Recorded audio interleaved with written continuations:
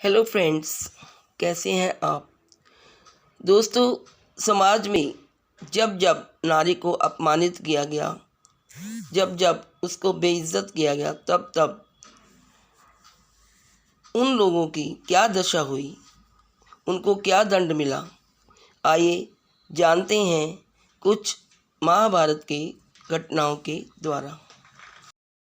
नमस्कार दोस्तों, मैं आपकी फ्रेंड तृप्ता सहगल। दोस्तों, जानते हैं महाभारत में जब द्रौपदी का अपमान किया गया तो किस किस को क्या क्या दंड मिला। दुर्योधन ने उस अबला स्त्री को देखकर अपनी जंघा ठोकी तो उसकी जंघा तोड़ी गई। दुशासन ने छाती ठोकी तो उसकी छाती फाड़ दी गई। महारथी कर्ण ने एक असहाय स्त्री के अपमान का समर्थन किया तो श्री कृष्ण ने असहाय दशा में ही उसका वध कराया। भीष्म ने यदि प्रतिज्ञा में बंधकर एक स्त्री के अपमान को देखने और सहने का पाप किया तो असंख्य तीरों से बिंधकर अपने पूरे कुल को एक एक करके मरते हुए भी देखा। भारत का कोई बुजुर्ग अपने सामने अपने बच्चों को मरते हुए देखना नहीं चाहता, पर भीष्म पितामह ने अपने सामने 4 पीढ़ियों को मरते हुए देखने को उन्हें विवश होना पड़ा। जब तक सब देख नहीं लिया तब तक मर भी नहीं सके, यही उनका दंड था। धृतराष्ट्र का दोष था पुत्र मोह, तो 100 पुत्रों के शव को कंधा देने का दंड मिला उन्हें। 100 हाथियों के बराबर बल वाला धृतराष्ट्र सिवाय रोने के और कुछ नहीं कर सका। दंड केवल कौरव दल को ही नहीं मिला था, दंड पांडवों को भी मिला। द्रौपदी ने वरमाला अर्जुन के गले में डाली थी, सो उनकी रक्षा का दायित्व सबसे अधिक अर्जुन पर था।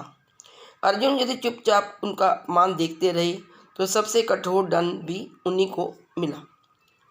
अर्जुन भीष्म पितामह को सबसे अधिक प्रेम करते थे, तो कृष्ण ने उन्हीं के हाथों पितामह की निर्मम मृत्यु दिलाई। अर्जुन रोते रहे पर तीर चलाते रहे। क्या लगता है, अपने ही हाथों अपने अभिभावकों भाइयों की हत्या करने की ग्लानि से अर्जुन कभी मुक्त हुए होंगे? नहीं, वे जीवन भर तड़पे होंगे, यही उनका दंड था। युधिष्ठिर ने स्त्री को दांव पर लगाया तो उन्हें भी दंड मिला। कठिन से कठिन परिस्थितियों में भी सत्य और धर्म का साथ नहीं छोड़ने वाले युधिष्ठिर ने युद्ध भूमि में झूठ बोला और उसी झूठ के कारण उनके गुरु की हत्या हुई। यह एक झूठ उनके सारे सत्यों पर भारी रहा। धर्मराज के लिए इससे बड़ा दंड क्या होगा भला। दुर्योधन को गदा युद्ध सिखाया था स्वयं बलराम ने। एक अधर्मी को गदा युद्ध की शिक्षा देने का दंड बलराम को भी मिला। उनके सामने उनके प्रिय दुर्योधन का वध हुआ और वे चाह कर भी कुछ न कर सके। उस युग में 2 योद्धा ऐसे थे जो अकेले सबको दंड दे सकते थे, वो थे कृष्ण और बर्बरीक। पर श्री कृष्ण ने ऐसे कुकर्मियों के विरुद्ध शस्त्र उठाने तक से इनकार कर दिया और बर्बरीक को युद्ध में उतरने से ही रोक दिया। लोग पूछते हैं कि यदि बर्बरीक का वध क्यों हुआ। यदि बर्बरीक का वध नहीं हुआ होता तो द्रौपदी के अपराधियों को यथोचित दंड नहीं मिल पाता।